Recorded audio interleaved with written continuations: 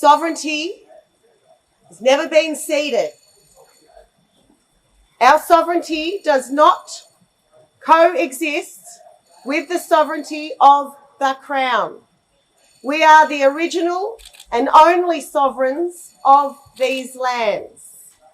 We are saying no to the referendum and no to the voice. The voice is in violation of our ancient protocols. It is not a self-determined body. There has been no free, prior and informed consent. The voice advises on how the government can govern First Nations peoples. That we have never agreed to be governed by the colonial Australian government, and we do not acquiesce or surrender now. We have the world's highest incarceration rates. We have the world's highest suicide rates. We have the world's highest forced child removal rates.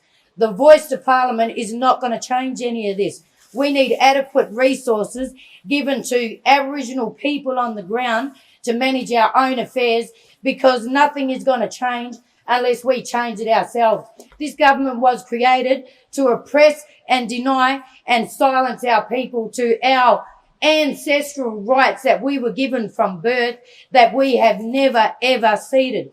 And we do not cede our ancestral rights to any of these lands. You all need to understand and recognise that we are the first people of this country. This country is stolen. We stand on land that is illegally occupied at the expense, detriment and death and torture of our people every day. That is why the deaths in custody recommendations from the Royal Commission have not been implemented. That is why hanging points are still in our prisons and our detention centres. This is why our kids are still being tortured in places like Banksia Hill Detention Centre in WA and Dondale in the Northern Territory. This is because your society allows people to abuse and inflict pain, suffering and torture on our people, because our voices are silenced and ignored every day by a government that stands there and says they're trying to protect us and make things better.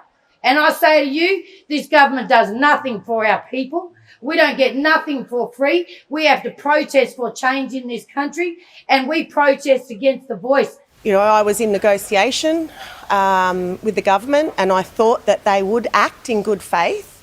The negotiation points were to implement the Royal Commission into Aboriginal deaths in custody, the federal levers within those recommendations, also the federal levers in the recommendations to the Bringing Them Home report.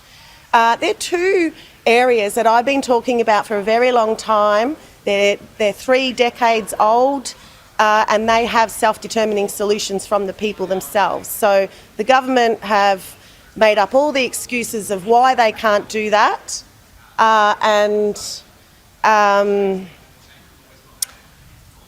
so they didn't come good. So, you know, they could have shown good faith, at least to save people's lives here and now, and they haven't done that.